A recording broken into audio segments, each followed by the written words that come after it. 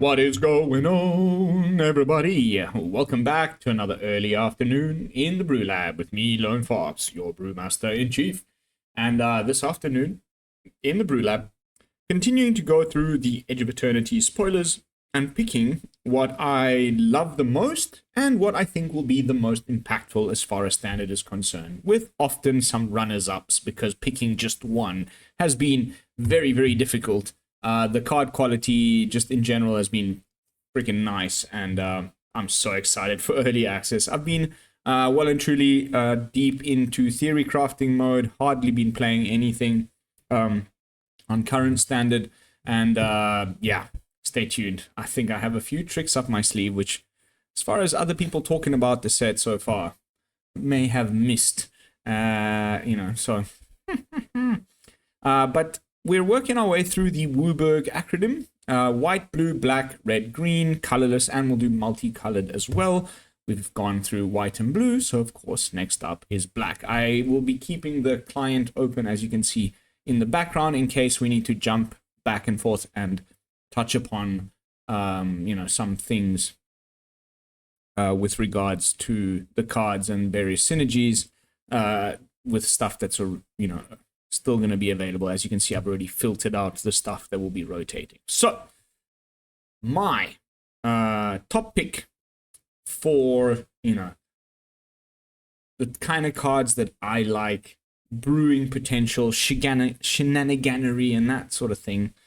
In black, I have picked Sunset Saboteur. This is a really good card.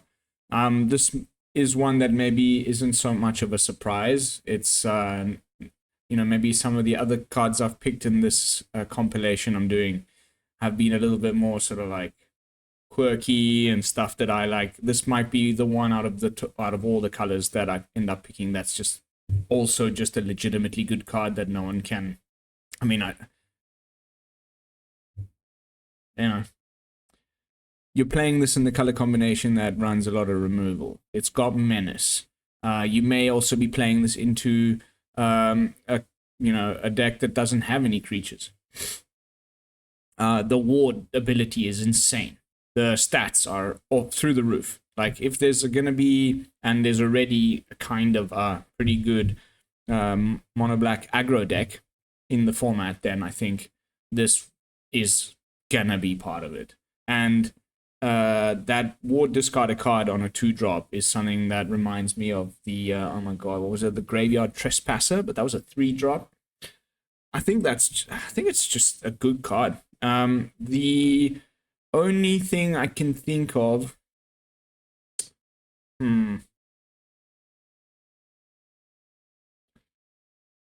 yeah, I mean, there's a lot more like these what's it called? Fire magic.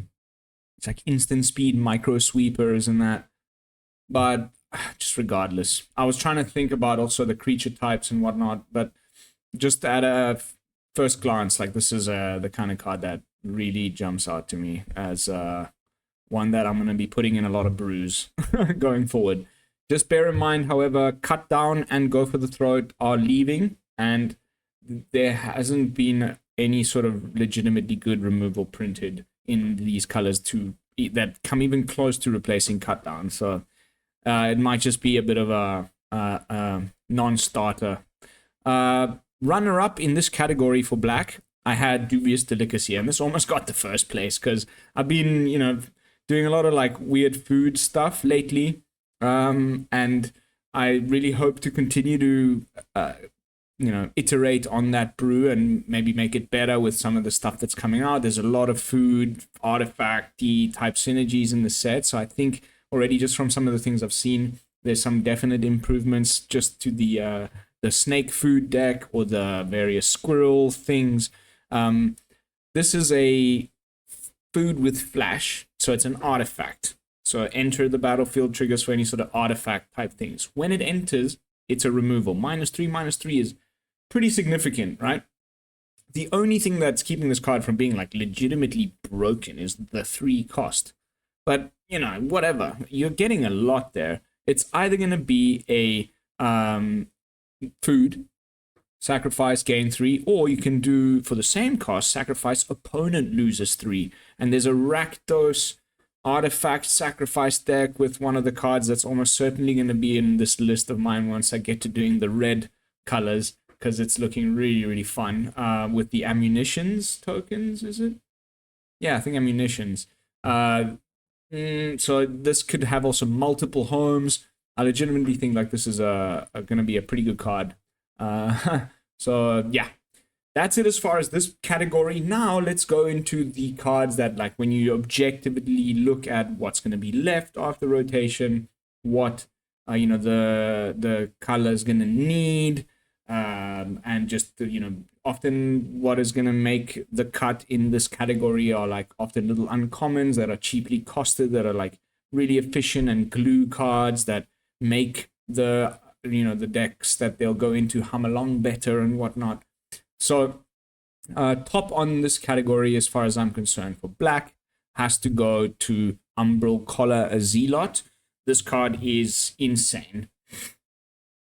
And it shouldn't come as any surprise to anyone. Like, just another free sack outlet that does something that the decks that are going to be playing this want to do, which is putting things into the graveyard with the Surveil to then bring them all back with Raise the Pass, right? And it's kind of like a redundancy for, oh my goodness, what's his name? The Orzhov vampire guy. But this is just like also really aggressively statted, got some interesting, potentially relevant creature types. It's not legendary, so you can have multiple copies. I think this is like, when we look back on this set and in a few months' time, it'll be one of the cards in black that made the most impact on the format. And then my runner-up, going kind of back full circle to some of the points I made earlier in this video when it comes to black, namely, the removal, the good black removal that's rotating. I'd like to introduce you to Arch Enemy's Charm.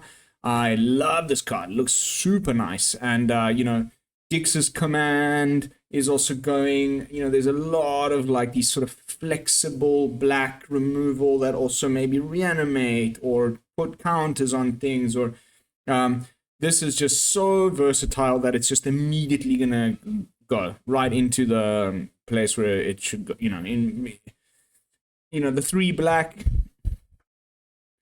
probably just mostly mono black, but it could be Golgari, maybe Dimir. It's not uncastable with the mana that we'll have left, and the choices are phenomenal. Creature or Planeswalker, exile, really good. Return 1 or 2 target creatures and or Planeswalker cards from your graveyard to your hand. It's kind of reminding me of the Gix's Command mode, but it's like more flexible because it's also Planeswalker in there. And then the 2+1/+1 counters plus life gain, also kind of very reminiscent of Gix's Command. Better because it's cheaper and instant speed, but worse because you can only pick one, right? But really, really good card. Insanely good card, as Chris Celestine over here said. I think definitely also because of certain things that'll be missing, perhaps until the next set in the format, it's going to fill a lot of gaps until then. So yeah, that is it as far as my picks for black. Let me know what you think. Sound off in the comments. What would you have picked? Let's start a little discussion. Come join us in Discord. Let's get the theory crafting engines, started well and truly. But that is going to be it for this one, guys. I'll see you all in the next one, which is, of course, going to be red. And there's some really nice red ones, so stay tuned. And until then, this is Lone Fox from the BrewLab signing out. Peace, y'all.